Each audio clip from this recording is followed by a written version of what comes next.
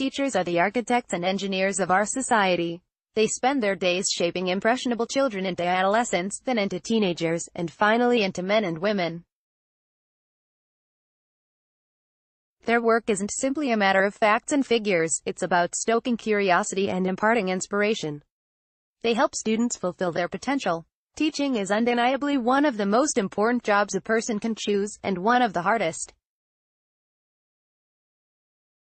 A good teacher needs deep wells of creativity and charisma to engage students, as well as vast reserves of energy and patience. And despite all the work they put into their classrooms, most teachers in America are paid a pittance. For many Miami-Dade County Public School (MDCPS) teachers, this reality makes the work unsustainable. But come November, that could change if voters pass a referendum that would raise $232 million per year for county schools through a $0.75 million increase in property taxes over the next 4 years. Of course, that will only happen if you come out, support the very last item on the ballot. 88% of the money would go to raises for teachers and other instructional personnel, with the other 12% going to fund security for schools. That 88% shakes out to just over $200 million a year. While it's not completely clear yet how that would be distributed, Superintendent Alberto Carvalho has discussed raising some teacher salaries as much as 20%. Broward passed a $93 million measure to give its teachers a raise in August. Here are a few facts and figures that give some context of what's at stake. Miami-Dade is the fifth largest public school district in the country, surpassed only by New York City, Los Angeles, Chicago, and Puerto Rico.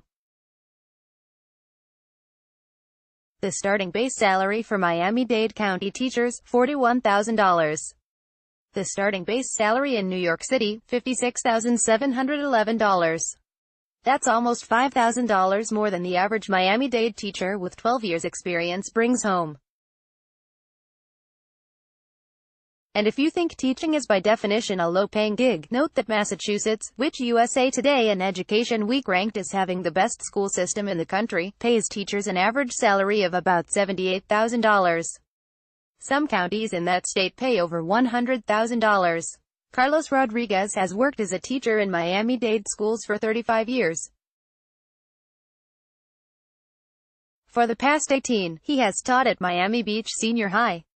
For Rodriguez, C-Rod, to many of his chemistry students, the referendum is necessary. Unfortunately, the high cost of living in the Dade County area has affected the ability to recruit teachers, Rodriguez says.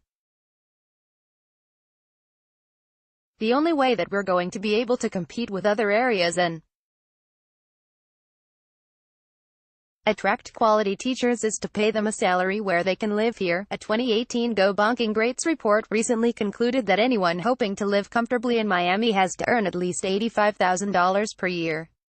That's about $35 grand more than the average teacher in Miami earns before taxes, which makes the idea of settling down here problematic at best. I can see that finding teachers to replace those that are retiring is getting more difficult, and having teachers that stay for as long as I have is going to become less possible because as soon as that teacher starts wanting a family, living here they can't do it, Rodriguez says. So they end up moving away even if they wanted to stay being a teacher, and while schools like Beach High may be able to hang on to veteran teachers like Rodriguez who have reached the top of the pay scale, it's difficult to convince newer teachers to stay and replace the old guard with current teacher salaries. If they're good, those teachers are gonna have options. And they will leave, Rodriguez says. There are some that have already left the county, some that have already left to private schools, and those are usually our better teachers. One teacher who left is Paul Rehage, who taught at Beach High until recently.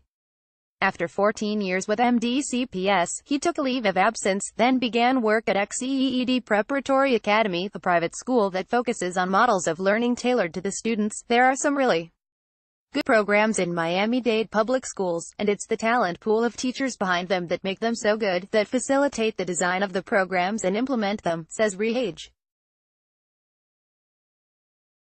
In order to attract and maintain teachers, something absolutely needs to be done to help increase their salaries. It's easy to see the benefit of such programs and teachers. In 1999, MDCPS started implementing a grading system based on multiple factors, from graduation rates to standardized test results. That first year the county saw 26 F schools. Fast forward to 2015 to 16 such schools. In 2016, that number dropped to 7. Last year marked the first time the county had 0 F-grade schools. And in 2018, the MDCPS received its first district-wide A average. Even with all this progress, many teachers around the county need a second or even a third job to scrape by.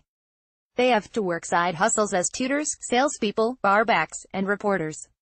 And that, according to Rehage, is a serious issue. If you want really good teachers, the biggest thing is you can't have teachers working 2 jobs because they're not able to do what they really need to do day in and day out to be an effective teacher, he explains. If you really want to focus on what a good teacher does, you need to make sure that they can do their job, do their one job, so they're not dividing their time and energy between their teaching job and another job, because when you get to school the next day, your attention isn't on what it should be. As Rehage sees it, the referendum isn't just about improving teachers' lives and the school system as a whole, it's also a survey of how the community values education. I like to think people are going to vote to increase teacher pay because it should improve society across the board. Smarter people make this a better place, Rehage says. People need to see a correlation between high-quality education and improving society. The severity of the situation is perhaps most glaring viewed through a new teacher's eyes. Cassie Torrance moved to Miami from Cleveland just over 6 months ago as part of Teach for America, the AmeriCorps program that helps provide teachers in areas with low retention rates. She teaches 9th and 10th grade reading at Miami Central High School, where last week she had 30 students added to her schedule because another teacher decided to walk out in the middle of the day.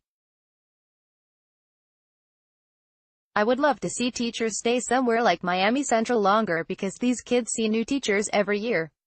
There's no consistency, says Torrance. I mean, there are 9 new teachers that were just hired this year. Last year there were 8 new teachers. Only 2 of them are left. When these kids are not able to build relationships with you through their whole school trajectory, maybe you were the teacher that they came to for things and you're gone by their junior year, what are they gonna do? For Torrance, who is currently pursuing her master's in education and social change at the University of Miami while working full-time at Miami Central, the problem isn't a shortage of good teachers, it's supporting potential. I have so many friends that would be fantastic teachers, excellent educators, Torrance says. They won't do it because they're already $200,000 in debt from undergrad and grad school. How is $41,000 a year going to pay not only for how you live but for the debt you owe to your private or public university? Education cannot be an afterthought. And without teachers, the whole show comes crashing down. No matter how much Steve Jobs or Truman Capote might have maligned their schooling, somebody taught them to add and subtract and read and write. And without that somebody, the world would be a different place. It's high time, in Torrance's eyes, that we start giving teachers fair credit and paying them their due. I would love to make it a rock star career, she exclaims. It's a thankless job. It's a noble job, but I'm not held in high regard by anyone when I tell them I'm a public school teacher. I think that the narrative has to change. Passing this would help to build upon the idea that teaching and education are fundamental to how we move forward.